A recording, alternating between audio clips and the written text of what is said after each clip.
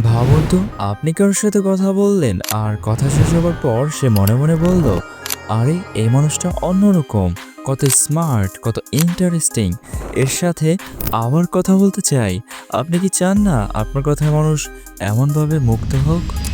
কিন্তু দুঃখের বিষয় হলো, বাস্তবে বেশিরভাগ মানুষ ঠিক উল্টোটা ফেস করে। আমরা যখন কারোর সাথে কথা বলি তখন মনে করি বেশি বললে, নিজের কাহিনী শেয়ার করলে কিংবা জ্ঞান ঝাড়লেই হয়তো মানুষ ইমপ্রেসড হবে। কিন্তু আসলে হয় কি, মানুষ মাঝপথে আগ্রহ হারিয়ে ফেলে, মোবাইল চেক করতে শুরু করে বা কথোপকথন যত দ্রুত সম্ভব শেষ করতে চায়। আর তখন আমরা ভাবি, আমি কি এতটাই বিরক্তিকর? এটাই হলো আসল সমস্যা, কথা বলে মানুষকে ধরে রাখতে না পারা। কিন্তু সুসংবাদ হচ্ছে, কথার জাদু শেখা যায়। কথোপকথনকে এমনভাবে সাজানো যায় যাতে মানুষ শুধু শোনেই না, বরং প্রতিটি শব্দে মুগ্ধ হয়। আজকের ভিডিওতে আমি আপনাকে শেখাবো সেই 5টি সায়েন্টিফিক এবং প্রমাণিত টেকনিক, যা ব্যবহার করলে মানুষ আপনার কথা মন দিয়ে শুনবে, আপনাকে গুরুত্ব দেবে আর মনে করবে এই মানুষটা আলাদা। আর এর জন্য আপনাকে পুরো ভিডিওটি দেখতে হবে শুরুর এবং শেষের টেকনিকগুলো মানুষকে চুম্বকের মতো আকর্ষণ করবে কমিউনিকেশনের ক্ষেত্রে। মনোযোগ দিয়ে শোনা। আমরা অনেকেই ভেবে নেই যে বেশি বেশি কথা বললে মানুষ মুগ্ধ হবে, কিন্তু সত্যিটা হলো, মানুষ সবচেয়ে বেশি মুগ্ধ হয় যখন তারা বুঝতে পারে যে তাদের কথা আপনি মন দিয়ে শুনছেন।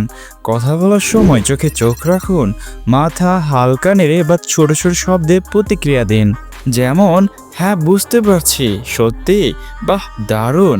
এই ছোট ছোট রিয়াকশনগুলো মানুষকে বোঝায় সে আপনার কাছে অনেক গুরুত্বপূর্ণ, আর সেটাই তার মনে আপনাকে বিশেষ করে তোলে।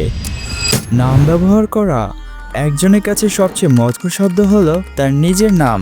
ভাবুন তো, কেউ যদি আপনাকে আপনার নামে ডাকে, বলে, আরে ভাই, আপনার চিন্তাটা সত্যি অসাধারণ, এই একটা লাইনই পুরো কথোপকথনকে অন্য লেভেলে নিয়ে যায়। তাই কথার মাঝে দু একবার স্বাভাবিকভাবে তার নাম ব্যবহার করুন, তবে খেয়াল রাখবেন সেটা যেন কৃত্রিম না শোনায়। সঠিক প্রশ্ন করা। মুগ্ধ করার আরেকটি চাবিকাঠি হলো প্রশ্ন করা, কিন্তু শুধু হ্যানা টাইপ প্রশ্ন নয়, এমন প্রশ্ন করুন যাতে সে নিজের সম্পর্কে বলতে পারে। যেমন, আপনি এই অভ্যাসটা কিভাবে তৈরি করলেন, এটা করার পেছনে আপনাকে কি অনুপ্রাণিত করেছে। এমন প্রশ্ন করলে মানুষ মনে করে আপনি সত্যিই তার প্রতি আগ্রহী, আর আগ্রহ দেখানো মানেই তার চোখে আপনার প্রতি সম্মান ও কৌতূহল বেড়ে যাওয়া। হাসি এবং চোখের যোগাযোগ। হাসি হলো সবচেয়ে সহজ অথচ সবচেয়ে শক্তিশালী অস্ত্র। একটা হালকা হাসি পুরো কথোপকথনের পরিবেশকে বদলে দিতে পারে। এর সাথে স্বাভাবিক চোখে যোগাযোগ যোগ হলে মানুষ আপনার ভেতরে আত্মবিশ্বাস খুঁজে পাবে। কিন্তু খেয়াল রাখবেন, অতিরিক্ত তাকিয়ে থাকা যেন না হয়। আপনার হাসি আর চোখের দৃষ্টি দুটোই যেন স্বাভাবিক ও উষ্ণ হয়। ছোট প্রশংসা বা স্বীকৃতি। সবাই প্রশংসা পছন্দ করে, They said I love the Smiths. তবে সত্যিকারের প্রশংসা মানুষের হৃদয়ে জায়গা করে নেয়।